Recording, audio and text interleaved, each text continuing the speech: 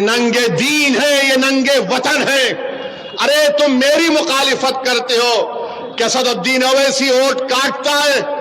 मैं आज तुम्हारे दरमियान में खड़े होकर कह रहा हूं कि क्या लालू यादव ने आज नहीं कहा कि हमारे दरवाजे नीतीश के लिए खुले हैं? लालू जी, आपका घर तो उड़ गया, अब कौन सा दरवाजा खोलेंगे नीतीश के लिए आप? मुझ पर इल्जाम लगाने वालों, अगर आज मैं डगरवा में खड़े होकर कह दूं कि लालू ने मोदी से सेटिंग की, लालू ने मोदी से बातचीत करके नीतीश को और आरएसएस को बिहार के हवाले कर दिया, बताओ क्या जवाब दोगे उसका? तुम समझते हो कि जबान सिर्फ तुम्हारे मुंह में है? अरे जबान तुम्हारे पास होगी जो बिखी हुई है। मगर मैं आज कह रहा हूं कि क्या तेजस्वी और लालू जिम्मेदार नहीं है बिहार में बीजेपी को लाने के लिए? बताओ आप। अगर हम चुनाव लड़े ओवैसी वोट काट रहा है। आप नीतीश को, एक बार नीतीश ने आपको धोखा दिया, आपने फिर उसको साथ दिया, दूसरी मर्तबा आपने बीजेपी को सत्ता दे दी, इख्तिदार दे दिया।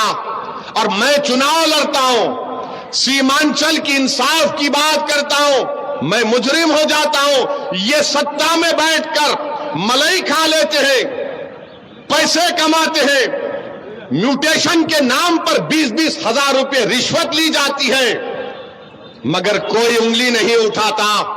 बीजेपी अगर आज सत्ता में है बिहार में तो तेजस्वी और लालू यादव की वजह से है, ओवैसी की वजह नहीं है। बताओ फिर क्यों नहीं कहा जाता इस बात को मेरे भाई? इसलिए नहीं कहा जाता कि उनका नाम तेजस्वी है, मेरा नाम ओवैसी है। उनका नाम लालू यादव है, मेरा नाम असदुद्दीन ओवैसी है। नीतीश ने पटना में बड़े बड़े मुसलमान लोगों को बुलाते थे, हर महीना बुलाकर मीटिंग करके बोलते, हैदराबाद से शेरवानी आ रही है, दूर रहिए, दूर रहिए, दूर रहिए।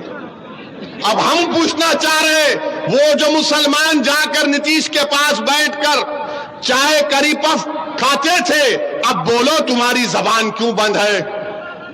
एक मौलाना थे, उन्होंने क्या कह दिया, क्या कहा उन्हें कि हम तो बेताब है नीतीश पूरे मुल्क की क़यादत करे। मौलाना, अब अपनी जबान क्यों नहीं खोल रहे आप? खोलो अपनी जबान को। मेरा जुर्म सिर्फ यही है कि मैं चाहता हूं कि भारत की राजनीति में मुसलमानों को उनका जायज मुकाम मिले। मैं चाहता हूं कि जिस तरह यादवों ने तरक्की की उस तरह सीमांचल का गरीब भी तरक्की करे।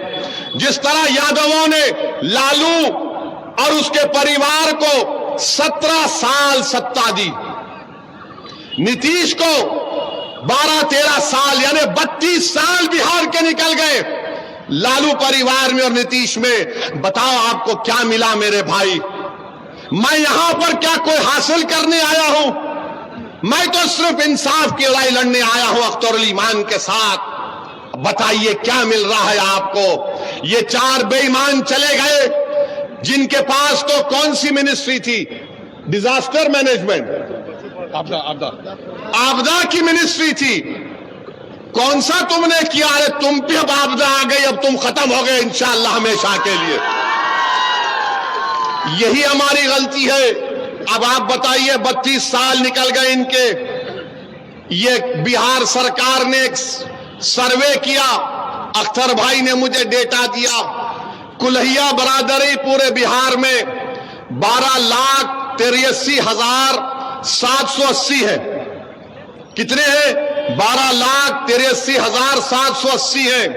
उनको नौकरी मिलनी चाहिए थी 20,421।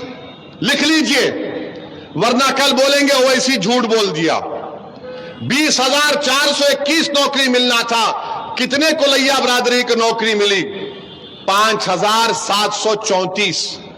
इसका जिम्मेदार मैं हूं, इसका जिम्मेदार अख्तरुल ईमान है।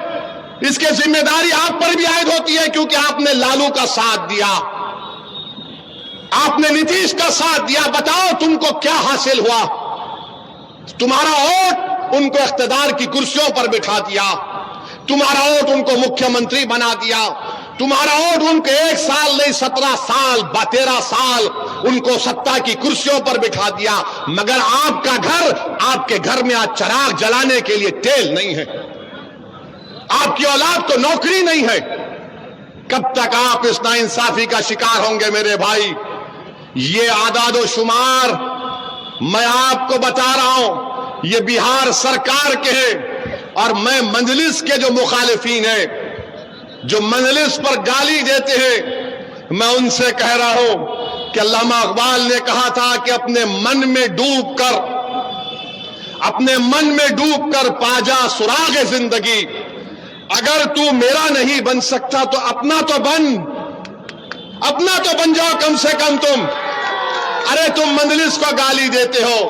और मोदी ने कह दिया कि अब की बार पार्लियामेंट में मोदी कह रहा है कि 370 एमपी जिता कर लाएंगे। हम अपनी तरफ से पूरी कोशिश कर रहे हैं कि तीसरी मर्तबा हमारे वतन अजीज भारत का वजीर आजम मोदी ना बने। और इंशाअल्लाह ताला हम हर चीज जो मुमकिन है जमहूरी तरीके में दायरे में रहकर, संविधान के दायरे में रहकर हम बीजेपी के बढ़ते हुए कदमों को रोकेंगे। मगर बताओ मेरे भाई, अगर हम 3 सीट लड़ते हैं 2019 में तो मोदी 306 कैसे जीत गया? सोचो आप थोड़ी देर के लिए। 3 सीट मजलिस लड़ती है और पूरे देश में मोदी 306 जीत गया। बिहार के 40 सीट में सिर्फ 1 सीट बचा पाते, बाकी का सब एनडीए जीत जाती है। पूछो आप इन लोगों से, गठबंधन के लोगों से, तो बोलेंगे ओवैसी जिम्मेदार है। अब ऐसा हो गया कि अगर किसी गठबंधन के घर नेता के घर में अगर गाय भैंस है, सुबह में गाय भैंस ने